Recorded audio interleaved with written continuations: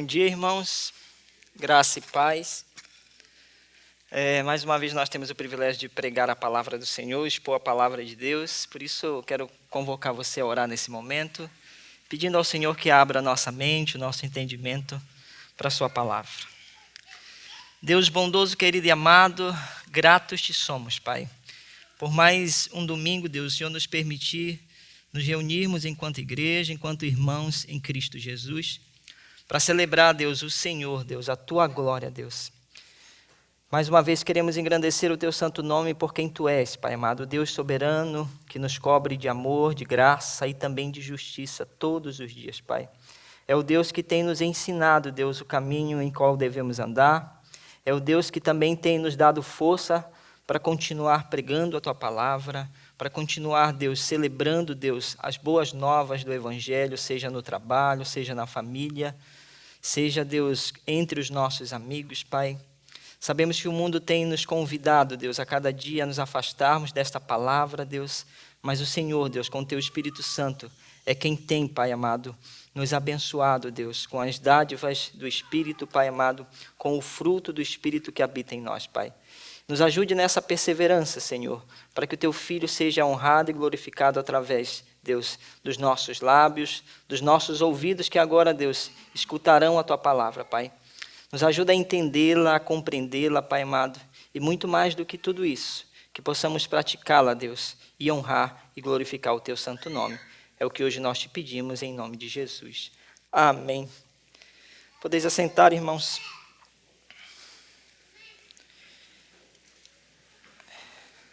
E aí eu gostaria que você abrisse a sua Bíblia. Eu coloquei uma versão aí para aqueles que desejam seguir, a versão ARA, tá? Que é a Almeida Revista e Atualizada. O texto que nós vamos lembrar aqui é o capítulo 4 de Eclesiastes. E agora vamos encerrar esse capítulo a partir do versículo de número 13 ao 16, como está aí, creio que dá para ver a referência bíblica aí, todos conseguem visualizar, né? Eclesiastes 4, obrigado, de 13 a 16. Hoje nós vamos falar sobre a vaidade da coroa dos homens.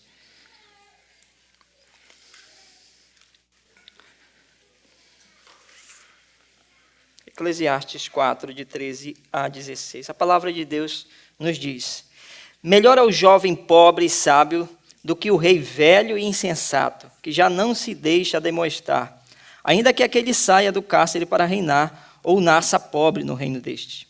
Vi todos os viventes que andam debaixo do sol, com o jovem sucessor, que ficará em lugar do rei. Era sem conta todo o povo que ele dominava, tampouco os que virão depois se hão de regozijar-se nele. Na verdade, que também isto é vaidade e correr atrás do vento. Irmãos, é bom nos lembrarmos do que o Kohelet, o que o pregador Salomão quer nos falar. Ele, nesse capítulo de número 4, ele está falando repetidamente sobre a ideia do reino, né? E mais do reino debaixo do sol, do reinado do homem. E o pregador já nos falou que esse reino humano, ele é pendente, ele é escasso de justiça verdadeira. O reino dos homens, na verdade, ele é injusto. Por mais que o homem tente alcançar a justiça, somente a mente humana, a filosofia, as ciências sociais, a política humana nunca alcançará a justiça verdadeira, porque ela só pode vir de Deus. Nós já falamos sobre isso anteriormente. Esse mesmo texto, capítulo 4, vai nos falar sobre a ideia de companheirismo. Ele segue essa linha, ele não corta a linha de raciocínio, apesar de falar de outras coisas, mas ele está falando ainda da ideia debaixo do sol, do reinado do homem. E ele fala da injustiça. Depois ele vai nos falar o que nós vimos anteriormente, na última mensagem. Como que eu tomo uma água? Isso é para acordar aqueles que já estavam querendo dormir. E nós vimos anteriormente que é melhor dois do que um. Nós falamos sobre a força do companheirismo. Ainda assim, o Kohelet repetidamente vai nos falar que até isso também é vaidade, correr atrás do vento. E agora, nesse último trecho do capítulo 4, ele vai falar outra coisa que é melhor. Ele segue essa pedagogia dele no ensino, né? E falando, melhor é 2 do que 1. E agora ele vai falar, melhor é o jovem pobre e o sábio do que o rei velho e insensato, aquele que já não quer ouvir, né? Certamente eu e você, né? Alguns já estão chegando aqui na idade, né, avançada, certamente eu e você também seremos teimosos, né? Quanto mais nós ficamos mais velhos, mais parece que nós temos aquela ideia de que pouco importa o que os outros pensam. Na verdade, eu já tenho muita experiência de vida, né? Quando eu entrei, por exemplo, no ministério, alguém me fez essa pergunta, né? Como é que pode alguém tão jovem, né, ser respeitado pelas pessoas? E isso depois do meu concílio, alguém, após ser aprovado no concílio pastoral, essa pessoa da igreja me procurou e falou isso. Disse, como é que vão te respeitar você sendo tão jovem? Disse, pela palavra. É a única resposta que eu tinha para ele. Não é pela a minha falta de barba, quem sabe é por isso que eu uso mais barbas hoje, né? Desde o concílio pastoral eu deixei a barba crescer, para ver se as pessoas respeitam, né, mais. Mas ainda assim, irmãos, todo o respeito que qualquer liderança possa alcançar, ele só vem através da palavra do Senhor, porque ela é quem tem poder. Não é em nós que habita o poder da liderança, né? Líderes tem em toda parte. Líderes, uma definição muito simples do que é liderança, do que é liderar alguém, é influenciar alguém. Então, a humanidade está cheia de líderes, se você pensar dessa forma. Com as redes sociais, muito mais. Você vê lá uma pessoa com 8 milhões de seguidores. Não tem como a gente olhar para essa pessoa como uma pessoa que não lidera. Ela lidera. Ela lidera tanto que influencia muitos. Então, uma ideia muito simples, definição muito simples de liderança é alguém que influencia. Então, o mundo não precisa de mais líderes, mas precisa de líderes conectados com a palavra do Senhor. Líderes verdadeiramente do Senhor, de Deus. E aqui a gente vai ver essas duas imagens. De um lado, né, no versículo de número 13, um velho insensato, né? E a primeira mensagem que a gente pode obter desse trecho, do versículo 13, é: o insensato tem os ouvidos tampados. E agora a gente vai falar de um modo geral, as pessoas que são insensatas, não somente aquele rei velho que já não quer ouvir ninguém. Melhor é o jovem pobre e sábio do que o rei velho e insensato, que já não se deixa ademoestar. Em certo ponto, todos nós exercemos algum tipo de liderança em nossa vida. E nós, pais, exercemos a liderança dentro de casa. É a primeira liderança a qual nós devemos observar. É a liderança dos pais para com os filhos. É do marido para com a esposa. É da esposa como autoridade também para com os seus filhos. E esse é um grande desafio. Ainda que o nosso reino seja pequeno, alguns têm 1, 2 filhos, alguns têm mais, né? Mas ainda que seja um pequeno reinado, esse reinado é de grande responsabilidade. E o insensato tem essa característica de tampar os ouvidos para os bons conselhos, né? E a Bíblia já nos ensina a respeito disso, né? Uma pessoa sábia, ela precisa ouvir antes de tudo.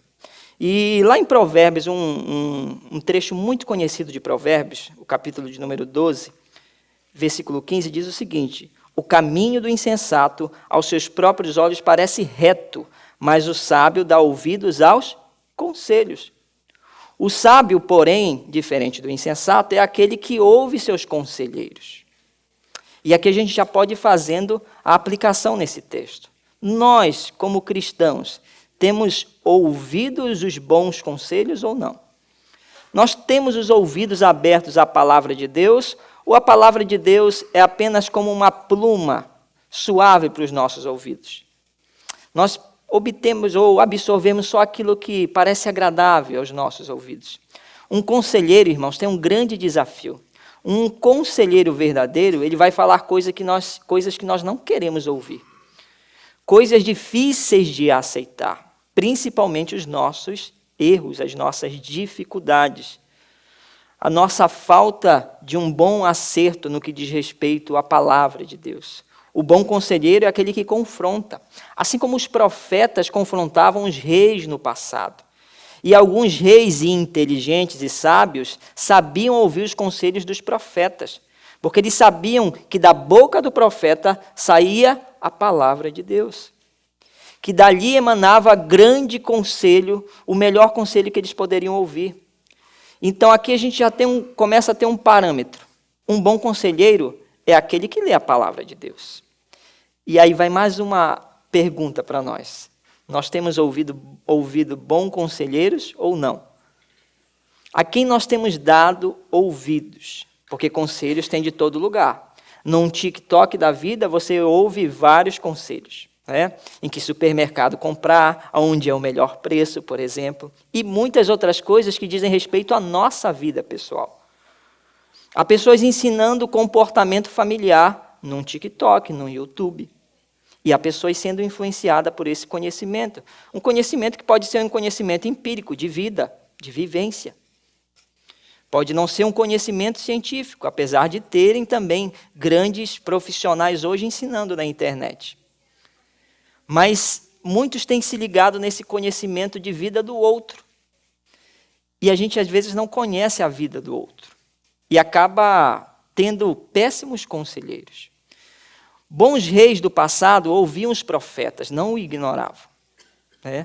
Não ignoravam os profetas de Deus. Um rei sábio ouve pessoas sábias. Mas não é qualquer sabedoria, não é a sabedoria desse mundo.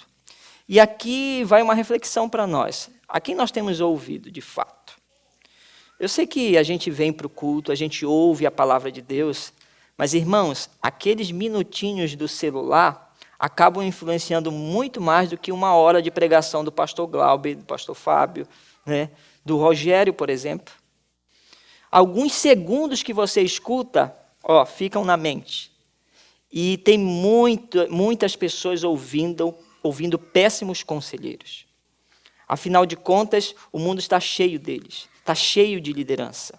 Mas, como eu já disse, o mundo ele está pendente de líderes totalmente ligados a Deus. E não somente nesse conhecimento empírico de vivência humana. Eu sei que muitos têm boas experiências e nós podemos, sim, ouvir essas experiências e, quem sabe, aplicá-las na nossa vida. Mas o melhor filtro para isso é saber se esse conselho encontra amparo na palavra de Deus. Se esse conselho encontra amparo no que diz respeito aos princípios de Deus, que são imutáveis. Esses princípios não mudam.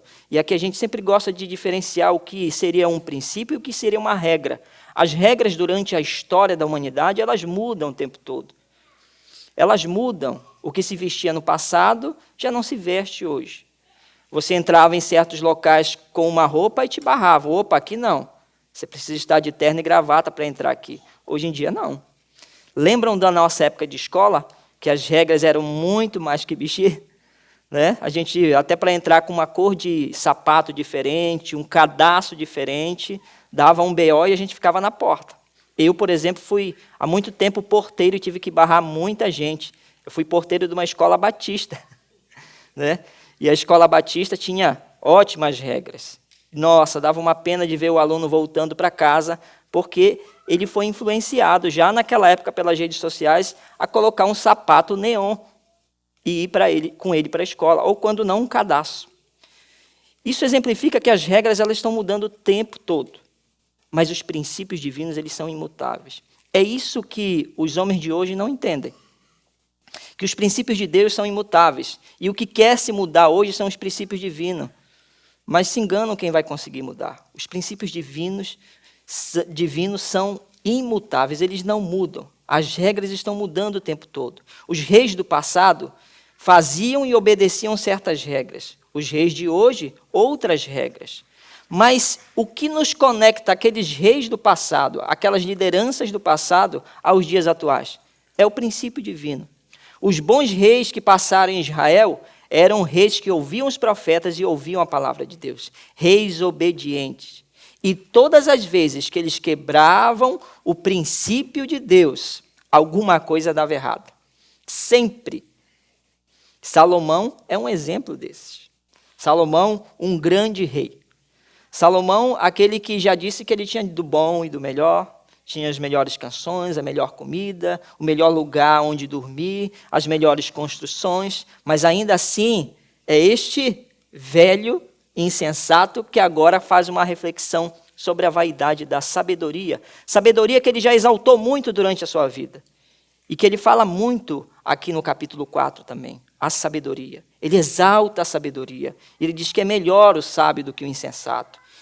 E ele nos dá, guardem aí, viu? A receita para uma boa liderança. Um bom rei, um bom líder é aquele que não tampa ou não tampa os ouvidos para os conselhos. A Bíblia também nos ensina que há sabedoria, né, na multidão de conselhos. É saber ouvir, é saber colocar para dentro aquilo que realmente vai edificar. Então, o Kohelet começa nos dando a dica. Quer ser uma boa liderança? Ouça. É muito melhor ser um jovem sem experiência, como ele começa a dizer aqui, mas sensato, sábio, do que um velho rabugento, do que um velho sem qualquer domínio sobre a sua liderança, porque agora o único domínio da sua liderança é o seu próprio conhecimento. Ele não tem mais ouvidos para ouvir coisas diferentes. E na vida pastoral isso faz toda a diferença, ter bons conselheiros. Pessoas que vão nos ajudar a enxergar o que nós não enxergamos. Na vida familiar, é bom ouvir bons conselheiros, mas tome cuidado, porque bons conselheiros são pessoas, guarde aí, que leem a palavra de Deus. Bons conselheiros são aqueles que oram por você. Bons conselheiros são aqueles que mantêm o seu compromisso com a igreja e com o Senhor. Então, de quem nós estamos ouvindo conselhos? Bons conselheiros são pessoas que são parâmetro na nossa vida. E é aí que temos que ter todo o cuidado. Quem é o teu maior parâmetro hoje? E é claro, você pode dizer, é Jesus Cristo. Mas, irmãos, não é bem assim. Isso pode estar no seu lábio, mas no coração pode ter outra coisa. De fato, o fato mesmo, a verdade é que todos nós estamos seguindo alguém aqui terreno, debaixo do sol, como o Kohelet disse. Todos nós estamos sendo influenciados por alguém ou por algumas pessoas. E eu gostaria muito que nós pensássemos hoje, quem mais eu tenho escutado? Quem é aquele pregador que mais ouço? Né? Começa por aí. Você com certeza tem aquele pregador ou aquele escritor que você diz, esse aqui, toda vez que lança um livro dele, é esse que eu vou comprar. Porque nós admiramos, nós temos como parâmetro pessoas humanas também. Né? Eu poderia citar vários, né? Mas não vou citar para não influenciá-los também. Né? Porque você tem aquele que você mais escuta. E tem aqueles que você diz, tem uma boa mensagem, mas você ignora. Porque você está acostumado a ouvir aquela mensagem, naquele formato. Né? Você está acostumado a ver aquela essência naquele vidro. Se trocar o vidro da essência, você não consegue consumir a essência. Né? Mas a essência é fundamental. E eu já tive vários parâmetros na minha vida de liderança. E hoje, eu já comentei com vocês, o meu maior parâmetro é o pastor Glauber, porque é meu pastor. Mas durante a minha história, muitos outros passaram. Mas o pastor Glauber realmente é aquele em quem eu confio, em quem eu busco conselhos, em quem a gente se aconselha também. Todos nós temos alguém. E eu gostaria que você refletisse, quem é essa pessoa na tua vida? Quem é o teu conselheiro? Ou quem são os teus conselheiros? Quem tem te influenciado? A gente já sabe que a receita para o sucesso, guardem aí, viu? É ouvir. Está parecendo papo de coach, mas no final eu explico. A sabedoria prevalece contra a força. Outra receita para o sucesso de liderança, tá bom? Também vi este exemplo, Eclesiastes, a gente vai pular lá para o capítulo 9, a gente vai tratar isso, não sabemos quando ainda, mas no capítulo 9, versículos de 13 a 18, a palavra de Deus nos diz, também vi este exemplo de sabedoria debaixo do sol, que foi para mim grande. Houve uma pequena cidade em que havia poucos homens. Veio contra ela um grande rei, situou-a e levantou contra ela grandes baluartes. Encontrando-se nela um homem pobre, porém sábio, que a livrou pela sua sabedoria. Contudo, ninguém se lembrou mais daquele pobre. Então disse eu, melhor é a sabedoria do que a força. Ainda que a sabedoria do pobre é desprezada e as suas palavras não são ouvidas, as palavras dos sábios, ouvidas em silêncio, valem mais do que os gritos de quem governa entre tolos. Melhor é a sabedoria do que as armas de guerra, mas um só pecador destrói muitas coisas boas. O Kohelet, lá no capítulo 9, vai repetir esse tema. Vai falar sobre alguém que não é reconhecido e que não é nem lembrado, e ele lamenta disso. Que pena que bons líderes não são lembrados por muitos. Irmãos, bons líderes nem sempre terão muitos seguidores. O próprio Cristo, na sua liderança ali de 3 anos, viu um pouco disso, pôde vislumbrar um pouco disso. Sem dúvida, Jesus é o nosso melhor e maior parâmetro de liderança, mas nem todos pensavam assim. Alguns seguiam Jesus e logo o abandonavam, porque não viam nele uma boa liderança nos seus próprios parâmetros. Então, o bom líder nem sempre vai ser lembrado. Lembram daquela ocasião em que 10 leprosos, eu creio que é esse o número, 10 leprosos são curados, mas somente quantos voltam? 1. Aquele grande marco na história daqueles homens que sofriam com uma lepra, ele foi esquecido, foi abandonado, porque agora eles estavam vivendo a bonança e esqueceram daquele que havia os curado. 90%. 90% dos seguidores ali, que foram curados por Jesus, não lembraram da sua liderança, não estavam nem aí.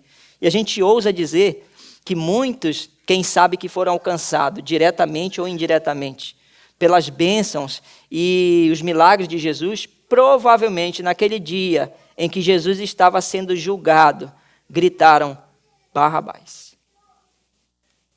Irmãos, é muito provável que isso tenha acontecido. Que pessoas que olhavam para a sua pele anteriormente, estavam leprosos, e agora estão curados, provavelmente estavam dizendo ali, Barrabás. Bons líderes nem sempre serão lembrados. Aí você pode dizer, mas graças a Deus que Cristo é lembrado hoje, em toda a terra, mas não é por todos. Irmãos, a gente pode lembrar de alguém ou de algumas pessoas que estiveram perto de nós, que congregaram em uma comunidade cristã junto conosco, que foram abençoados por Deus, que tiveram a sua vida transformada momentaneamente, mas que hoje esqueceram do seu Deus, mas que hoje estão longe da palavra. Creio que cada um de vocês tem um exemplo na sua mente de alguém assim. Até Cristo é esquecido por muitos, apesar de ser o nosso maior exemplo de líder.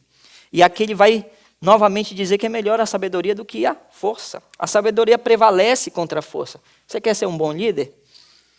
O que você precisa fazer? Ouvir os bons conselhos e também entender que ser sábio é melhor do que ter força.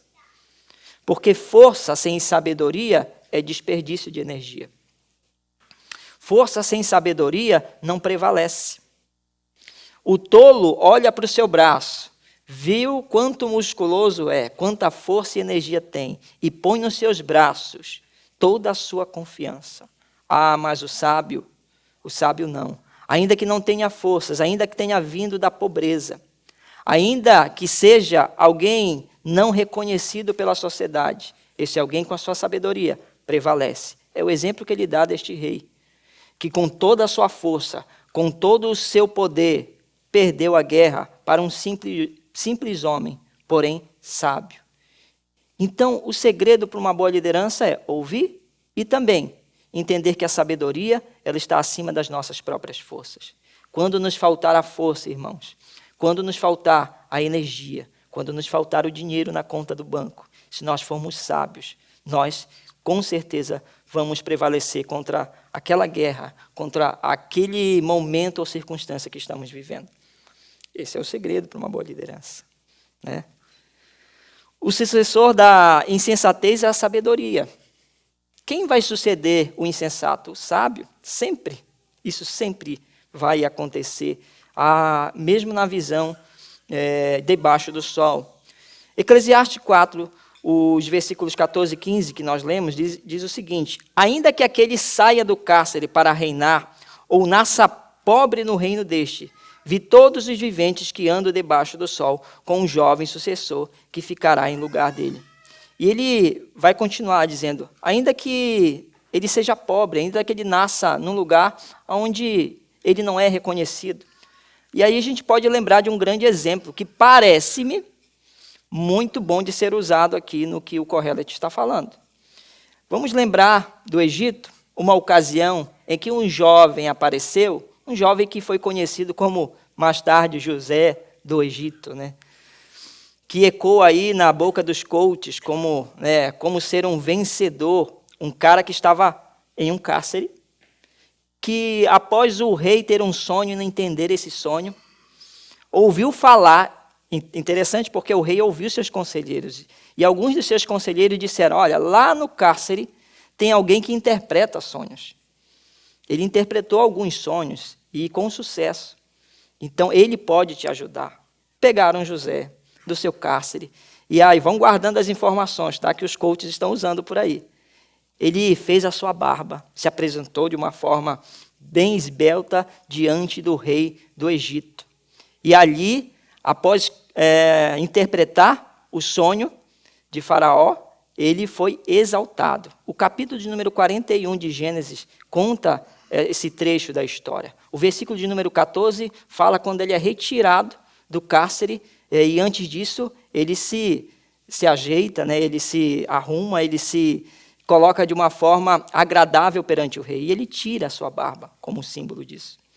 No versículo de número 43, se eu não estou enganado, fala como o Faraó exaltou ele depois da interpretação do sonho. E alguém que estava agora pobre e nu, dentro de um cárcere, é exaltado pelo rei. Isso é resultado de quê, irmãos? Da força de José? Não, da sua sabedoria. Não é verdade? Então, você quer vencer na vida? Seja sábio.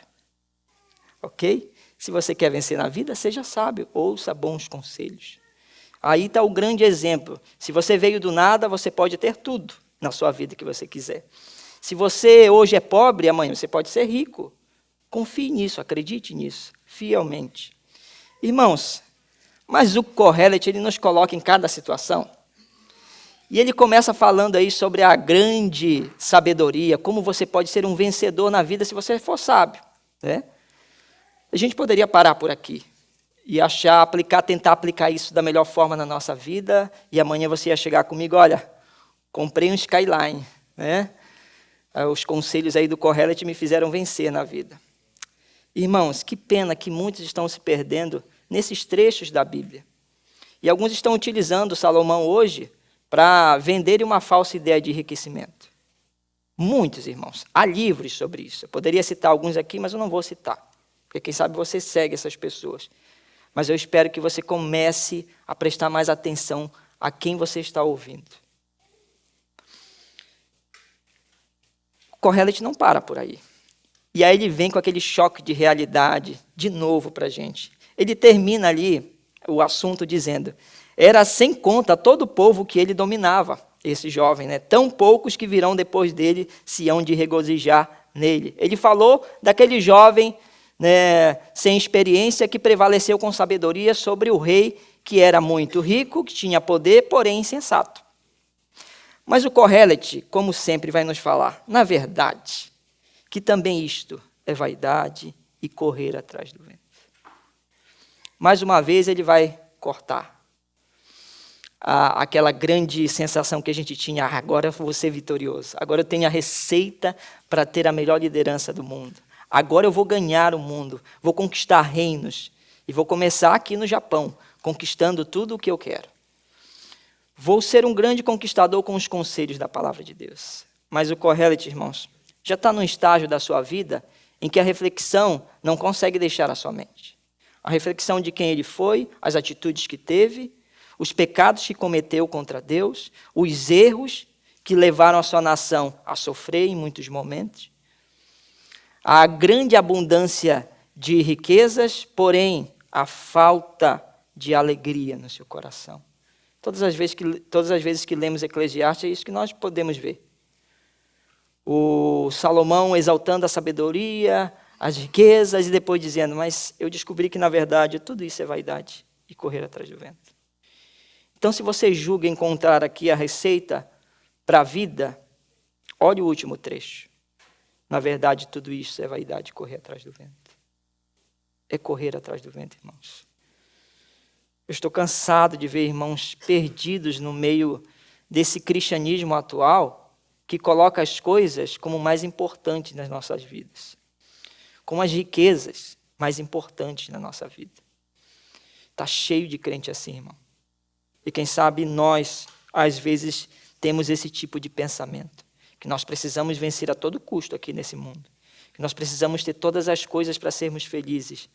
Mas assim como o Kohelet, um dia nós vamos compreender de fato que apesar de termos tudo, ainda irá nos faltar algo. Irá nos faltar algo que é a alegria. A alegria que só vem em Cristo Jesus. Por isso, na verdade, tudo é vaidade, correr atrás do vento. Aí nós vemos uma coroa totalmente enferrujada. Irmãos, era provável que a coroa de Salomão não estava enferrujada, mas por dentro ele já estava cansado de viver uma vida de desobediência a Deus.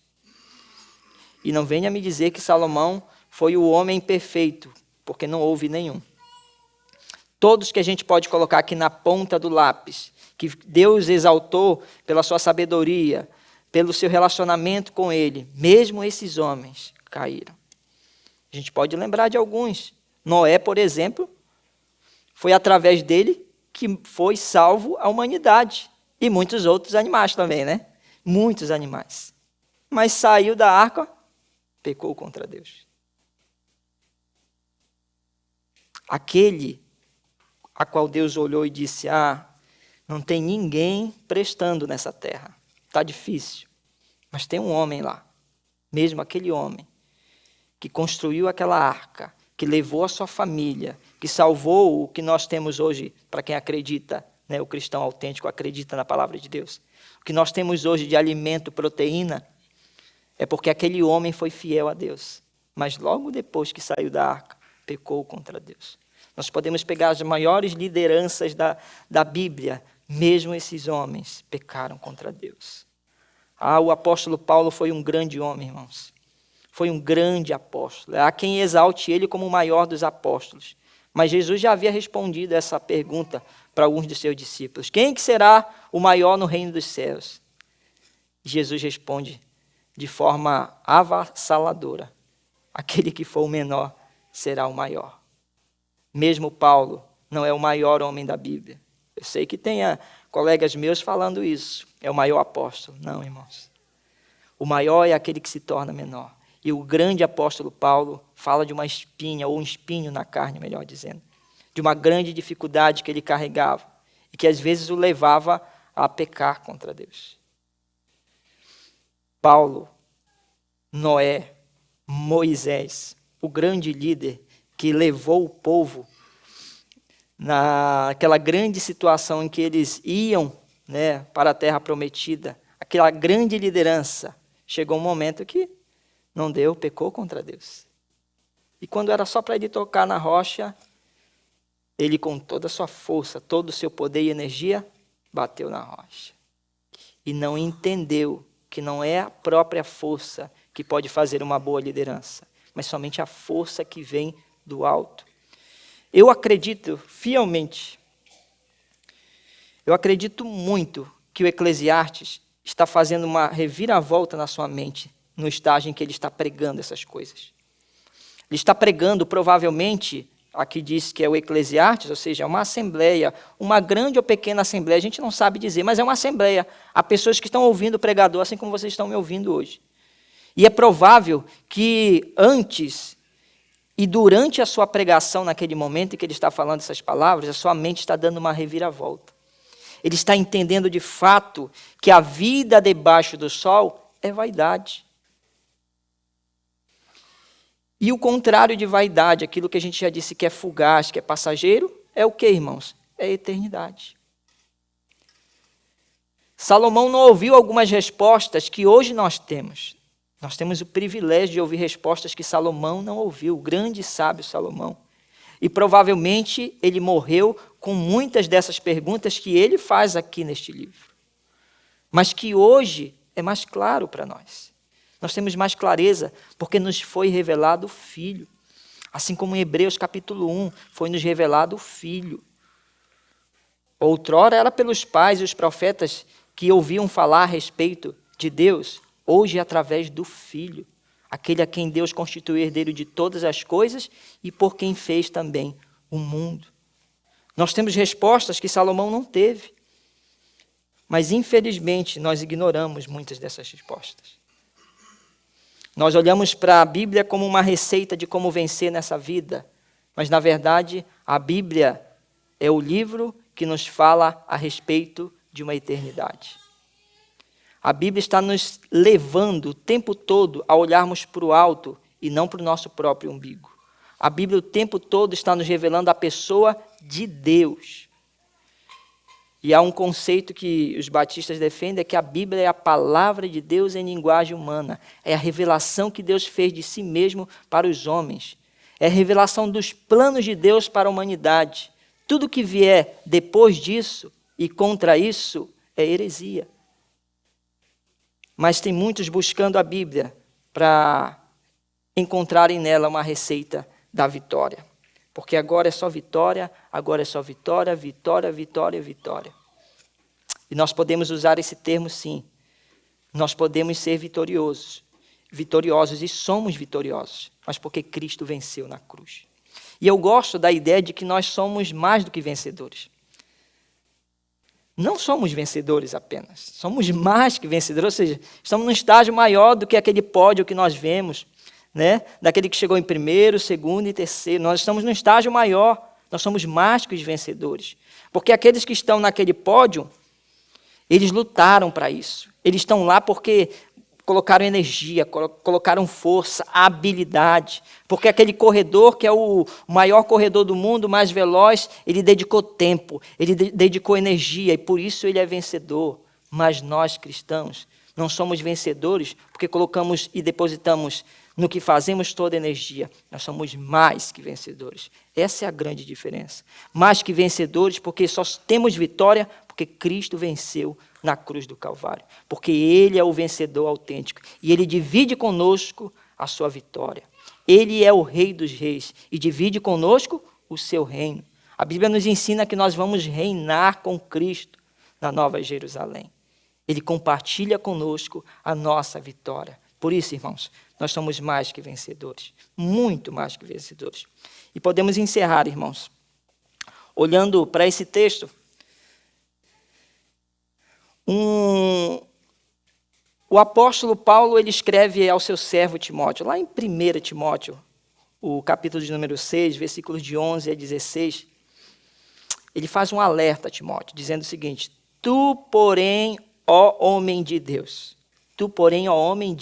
Deus, foge dessas coisas, antes segue a justiça, a piedade, a fé, o amor, a constância, a mansidão.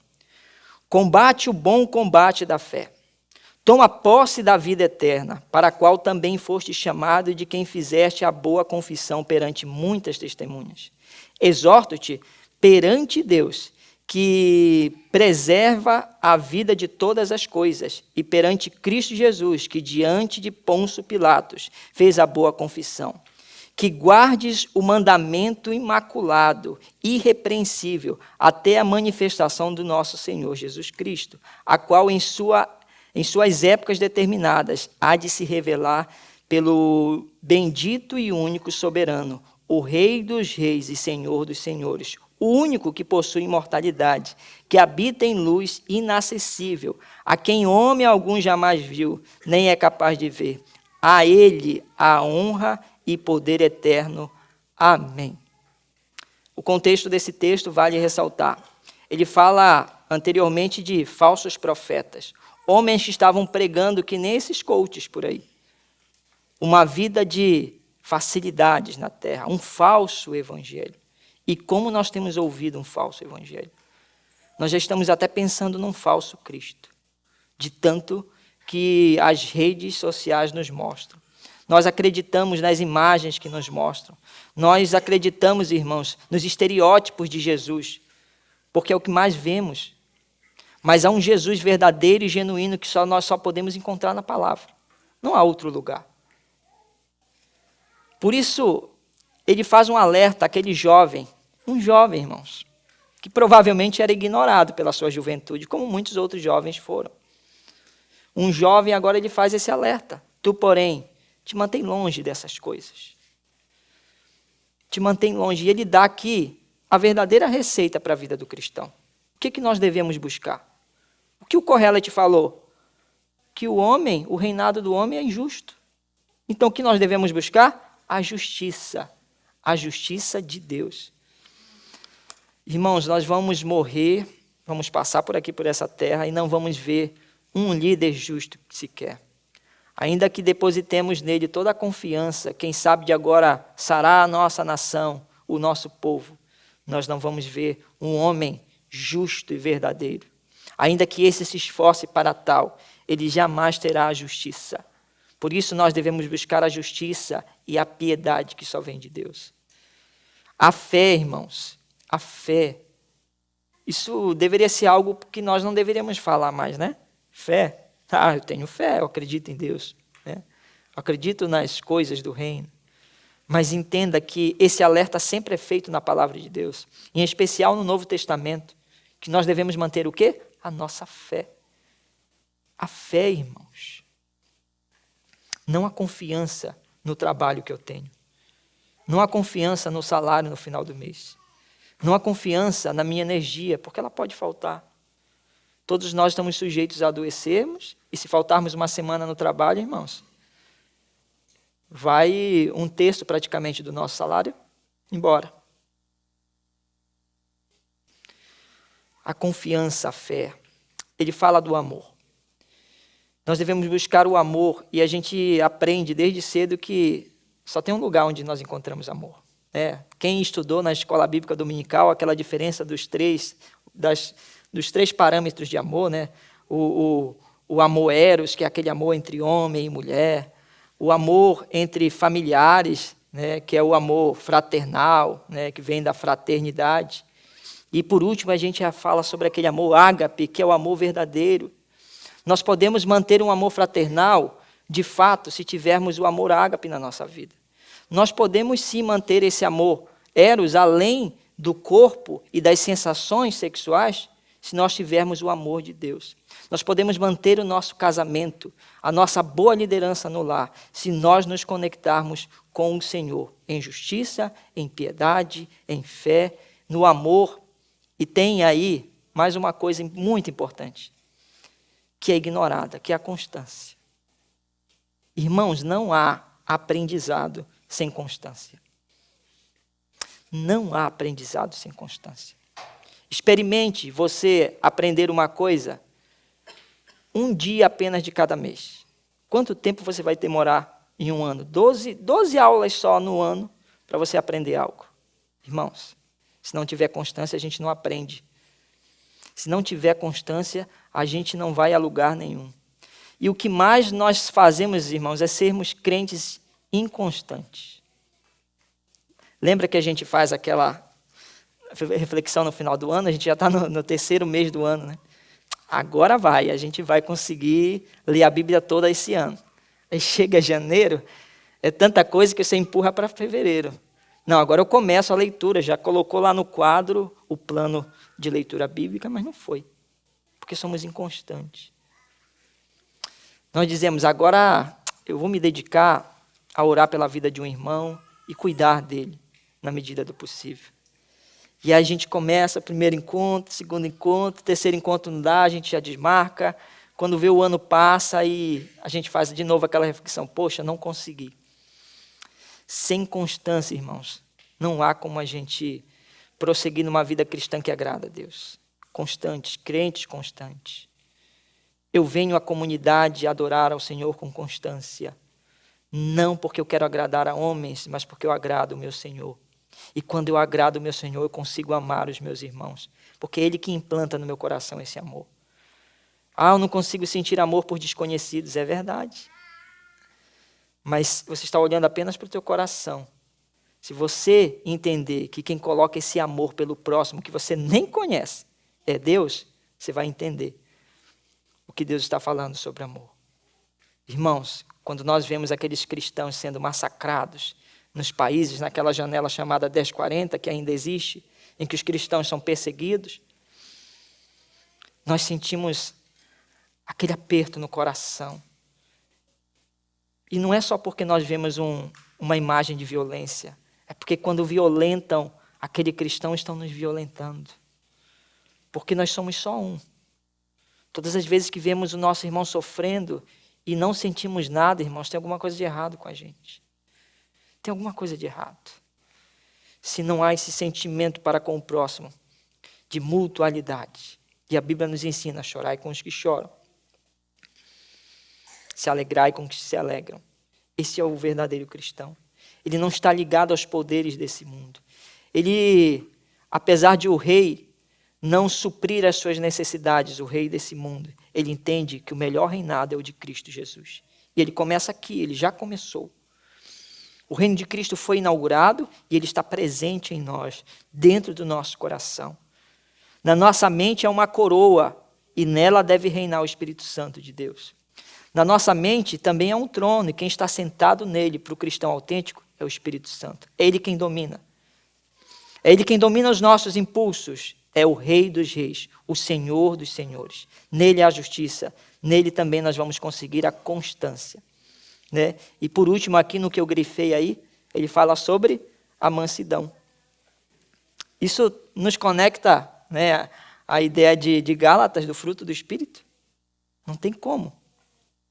Mansidão, constância, só haverá na nossa vida, de fato, se nós entendermos que qualquer piedade desse mundo, qualquer sabedoria desse mundo é vã, é vaidade, é correr atrás do vento. E que a sabedoria verdadeira vem do Senhor.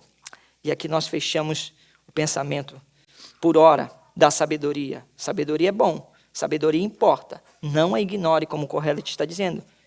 Entenda que a sabedoria é melhor do que a insensatez, mas compreenda que até isso pode ser vaidade e correr atrás do vento, se não estivermos com o propósito de honrar e glorificar o nome do nosso Deus. E aqui fica o último trecho, né, desse capítulo de número 6 de 1 Timóteo. A Ele honra e poder eterno. Amém. Somente a Ele, irmãos. Vamos orar ao Senhor. Bondoso, querido e amado Deus.